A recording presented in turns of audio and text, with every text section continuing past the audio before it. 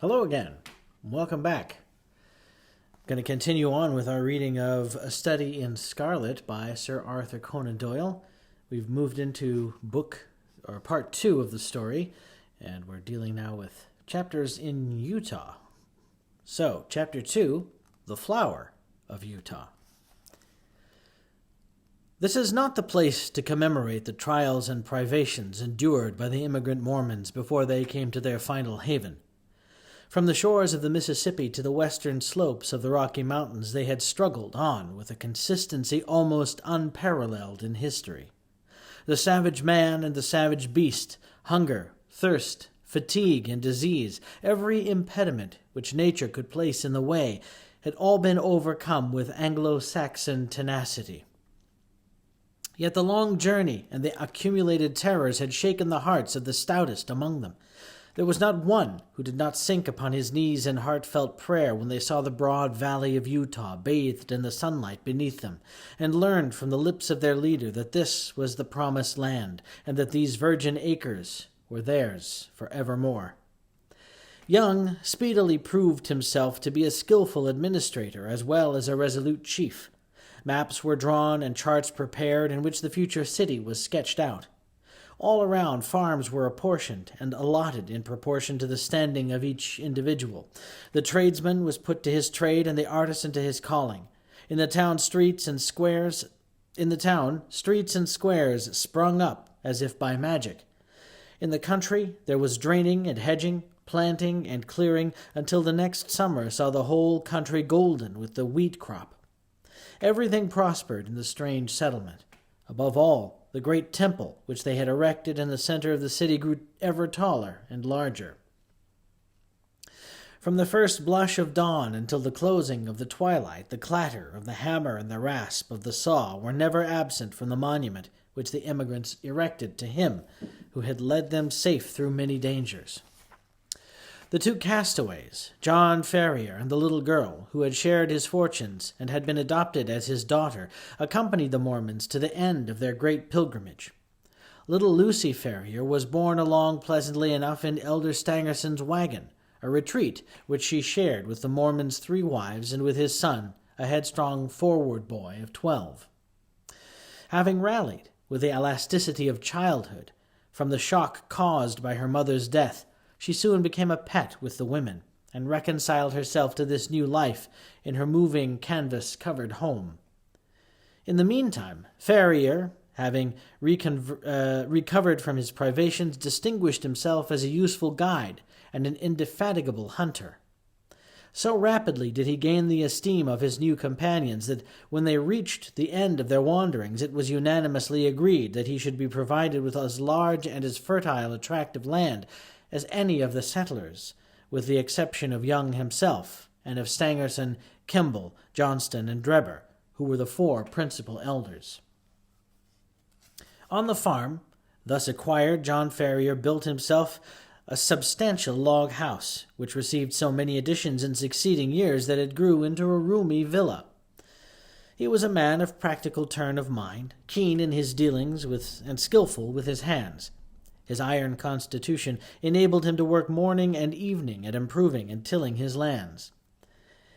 Hence it came about that his farm and all that belonged to him prospered exceedingly.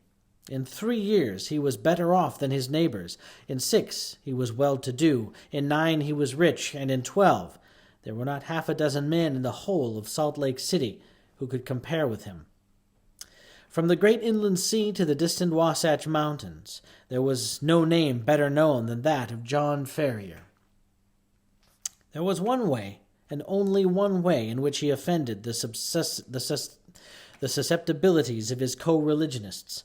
No argument or persuasion could ever induce him to set up a female establishment after the manner of his companions.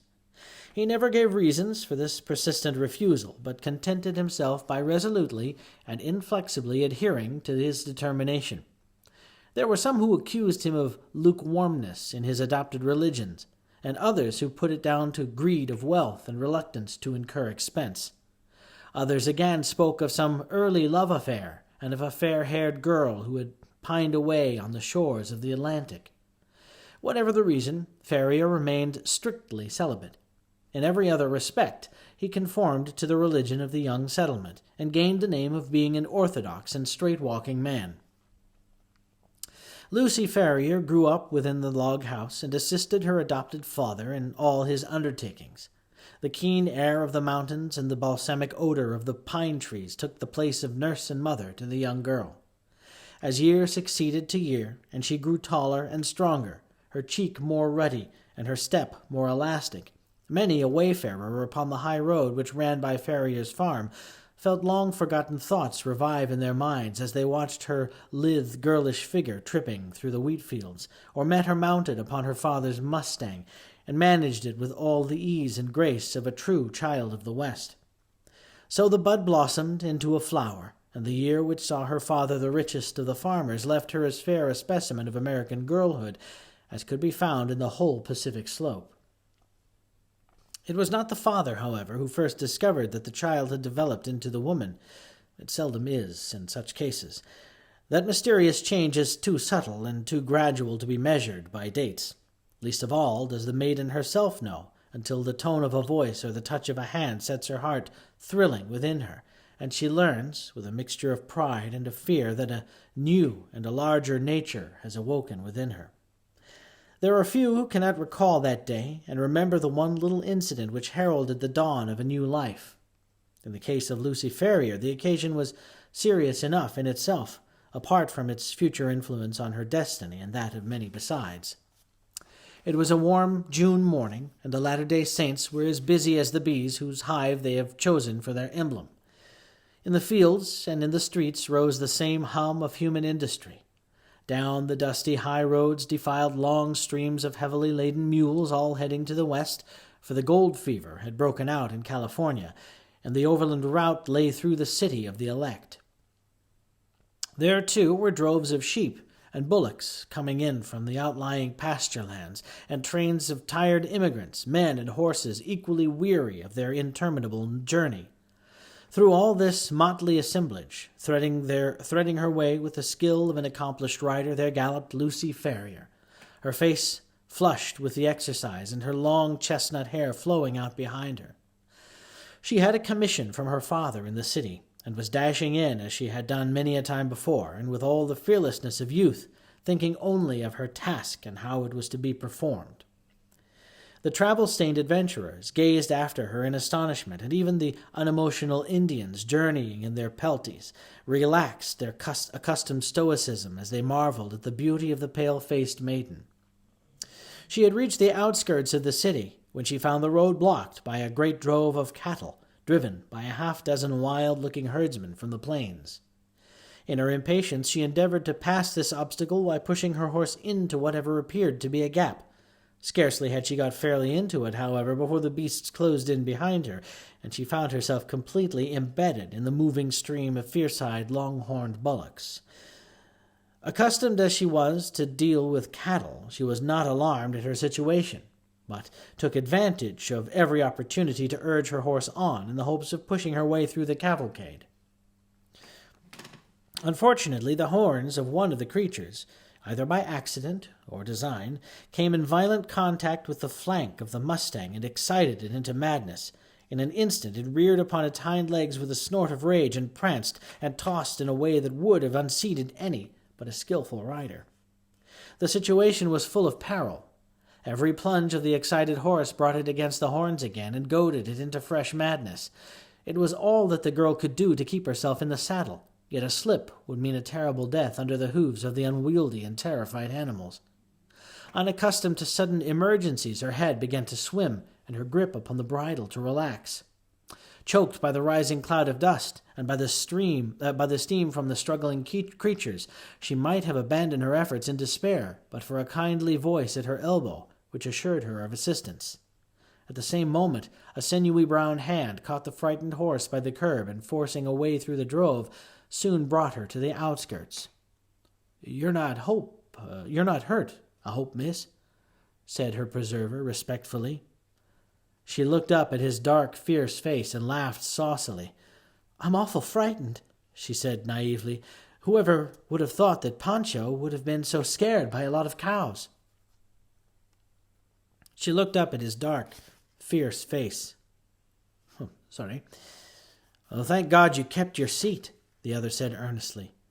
He was a tall, savage-looking young fellow mounted on a powerful roan horse and clad in the rough dress of a hunter, with a long rifle slung over his shoulders. I guess you're the daughter of John Ferrier, he remarked. I saw you ride down from his house. When you see him, ask him if he remembers the Jefferson Hopes of St. Louis.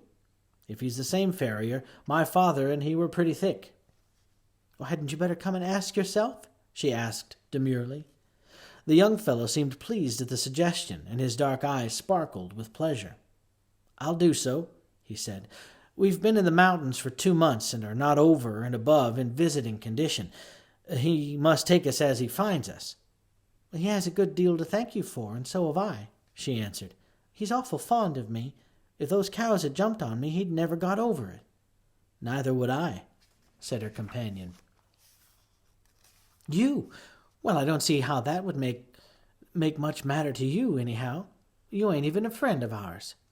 The young hunter's dark face grew so gloomy over this remark that Lucy Ferrier laughed aloud. There, I didn't mean that, she said. Of course, you're a friend now. You must come and see us. Now I must push along, or Father won't trust me with his business any more. Goodbye. Goodbye, he answered, raising his broad sombrero and bending over her little hand. She wheeled her Mustang round, gave it a cut with her riding whip, and darted away down the broad road in a rolling cloud of dust. Young Jefferson Hope rode on with his companions, gloomy and taciturn. He and they had been among the Nevada mountains prospecting for silver, and were returning to Salt Lake City in the hope of raising capital enough to work some lodes which they had discovered. He had been as keen as any of them upon this business until this sudden incident had drawn his thoughts into another channel. The sight of the fair young girl, as frank and wholesome as the Sierra breezes, had stirred his volcanic, untamed heart to its depths. When she had vanished from his sight, he realized that a crisis had come in his life, and that neither silver speculations nor any other questions could ever be of such importance to him as this new and all-absorbing one. The love which had sprung up in his heart was not the sudden, changeable fancy of a boy, but rather that wild, fierce passion of a man of strong will and imperious temper. He had been accustomed to succeed in all that he undertook. He swore in his heart that he would not fail in this if human effort and human perseverance could render him successful. He called on John Ferrier that night, and many times again, until his face was a familiar one at the farmhouse. John, cooped up in the valley and absorbed in his work, had little chance of learning all the news of the outside world during the last 12 years. All this Jefferson Hope was able to tell him, and in a style which interested Lucy as well as her father. He had been a pioneer in California, and can narrate many a strange tale of fortunes made and fortunes lost in those wild halcyon days. He had been a scout, too, and a trapper, a silver explorer, and a ranchman. Wherever stirring adventures were to be had, Jefferson Hope had been there in search of them. He soon became a favorite with the old farmer, who spoke eloquently of his virtues. On such occasions Lucy was silent, but her blushing cheek and her bright, happy eyes showed only too clearly that her young heart was no longer her own. Her honest father may not have observed these symptoms, but they were assuredly not thrown away upon the man who had won her affections.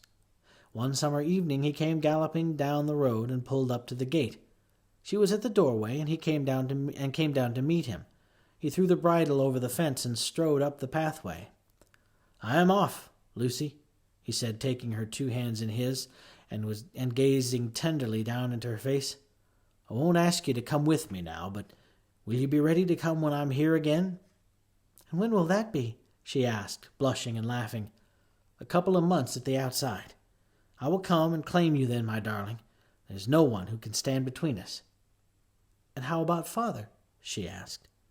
"He has given his consent, provided we get these mines working all right. I have no fear on that head."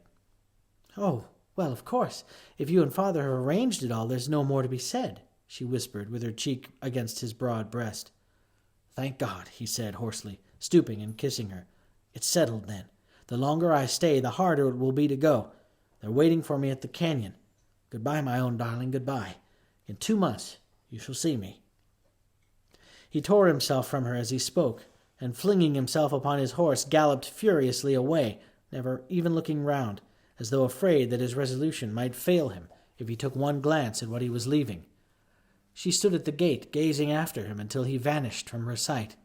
Then she walked back into the house, the happiest girl in all Utah. Next, Chapter 3, John Ferrier Talks with the Prophet. Thank you again for listening, and if you're interested in hearing any more narrations, I have several books out. Please feel free to click on the link in the comments that I'll post.